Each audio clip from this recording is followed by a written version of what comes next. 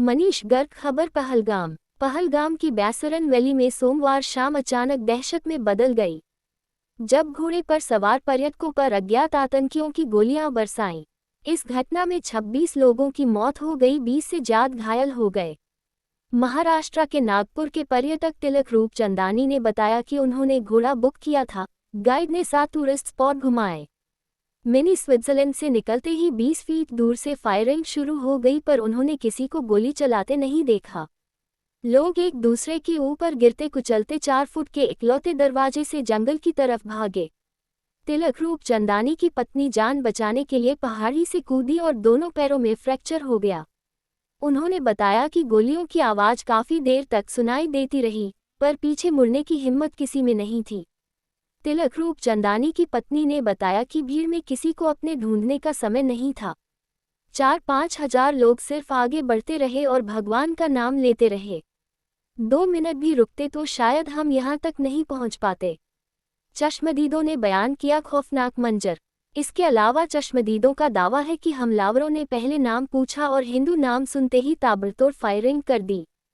Police ने इसे धर्म आधारित लक्षित हमला माना है और इलाके को घेरकर सर्च ऑपरेशन शुरू कर दिया है।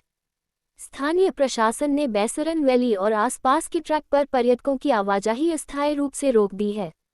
घायलों का इलाज श्रीनगर के अस्पतालों में चल रहा है।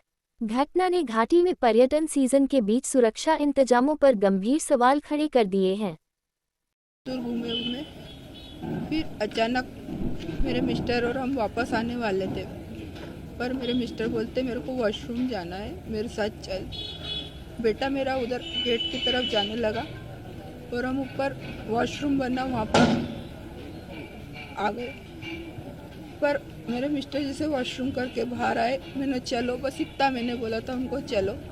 उतनी देर में सबसे पहले जो स्लाइडिंग वाली आती है ना, वहाँ पर ढप करके आवाज़ आई। तो हम सोचे कि वो जो स्लाइडिंग वाली रोप है ना वो टूट गई, तो उसकी आवाज़ आई। पर थोड़ी देर बाद जब हमने पीछे मुड़ के देखा गेट की तरफ, तो वो एक फर्स्ट गोली जिसको मारी थी और वहाँ लड़की रो रही थी कि मेरे को ही मार दो, जो भी थी वो। बस इतना उधर दूर से इतना ही सुन ही आ रहा था। और फिर उसके बाद तो वो जहाँ जा रहे थे वहाँ बंदूक मार रहे थे। बस उधर कुछ भी आवाज़ नहीं आ रही थी, सब छुप रहे थे, सब इधर उधर दौड़ रहे थे। हम लोग वॉशरूम के पीछे छुप गए थे। आपके जो हस्बैंड थे उन्होंने आपके बेटे की और बेटी की जान बचाने के लिए काफ़ी कोशिश की, आप लोग को छुपाने की भी कोशिश की। जी, मेरे मिस्टर जो थे ना, उनने मेरे को बोला, हम जो वॉशरूम के पास में छोटा सा वो बहुत सारा वायर का वो लगा रहता ना, फेंसिंग, उसके नीचे एक थोड़ी सी जगह खाली थी जहाँ पर पानी भरा होने के कारण वो थोड़ी सी स्पेस हो गई थी। उसमें से वहाँ हम 27-28 जने थे।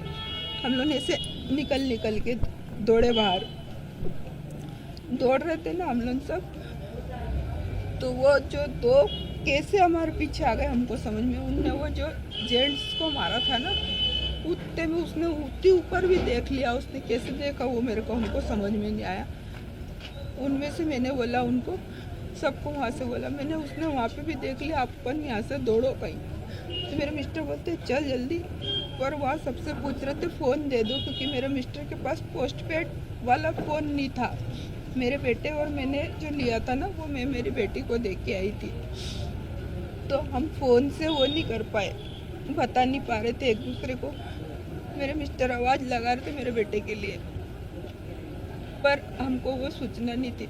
फिर हम वो उसके नीचे से निकले, तो जो हम 7 जने थे ना, हम सब भीड़ ने बोला कि अपन अलग अलग भागो, है ना कि।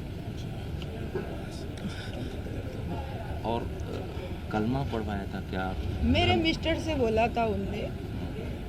मेरे मिस्टर ने मेरे को धक्का दिया झाड़ के दूसरे पीछे, और फिर उनको बोलते कि ना तुम कलमा पढ़ो।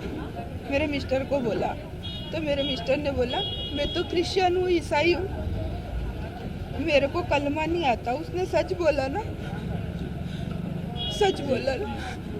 उसको नहीं आता, हमको भी नहीं आता, शायद आप लोग में नहीं होंगे तो आपको भी नहीं आता। एक अधिकारी ने कलमा पढ़ के भी सुनाया था, उसको भी मार दिया। हाँ, उसको उसके शायद कपड़े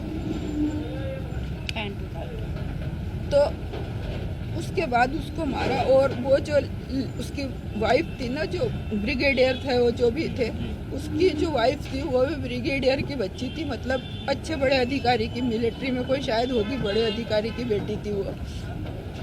उसको बोला अब तू जा, किसी को भी, उसने क्या बोला ये मैंने नहीं सुना कि मैं दूर थी, पर उसके बाद उसको फिर बंदूक मार दी। तो उसने बोला मेरे तो शादी के इतने दिन, क्योंकि हमको जब लाश के लिए वहाँ रोक रहे थे ना, जब हमने सुना था उस बच्ची के मुंह से कि मेरे को भी मार देते तो अच्छा रहता। आपकी बेटी को चोट कैसे लगी? मेरी बेटी को चोट हमको लेके आ रहे थे, पुलिस में जो बच्चा था मेरे को गाड़ी से लेके आ रहा था, तो मैंने सिर्फ मेरी बेटी से ये पूछा था कि मेरा बेटा गोल्डी आ गया कि नहीं आया।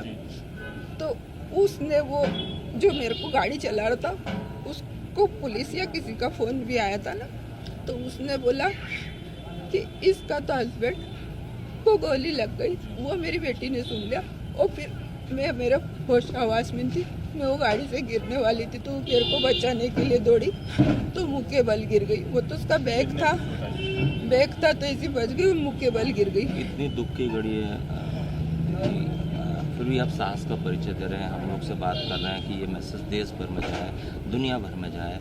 अब किस तरह की कार्रवाई होना चाहिए, क्योंकि ये पहली बार नहीं हुआ है। सर पहली बार नहीं हुआ, दूसरी बार नहीं हुआ, पहली बात तो ये है कि वहाँ पर फौज होनी थी, क्योंकि इतना बड़ा क्षेत्र था, वहाँ पर कोई तो सिक्योरिटी होनी थी, जो कि अपन कश्मीर इतनी बड़ी मुश्किल से अपने देश को बना पाए, उसके लिए तो अपने पास उसकी सिक्योरिटी होनी थी, वो नहीं थी।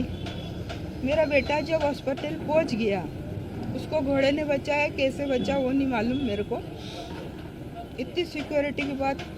और सर ऐसी सज़ा नहीं होना चाहिए कि उसको जेल में रखो, फांसी दो, ये नहीं होना चाहिए। किस तरह की सजा?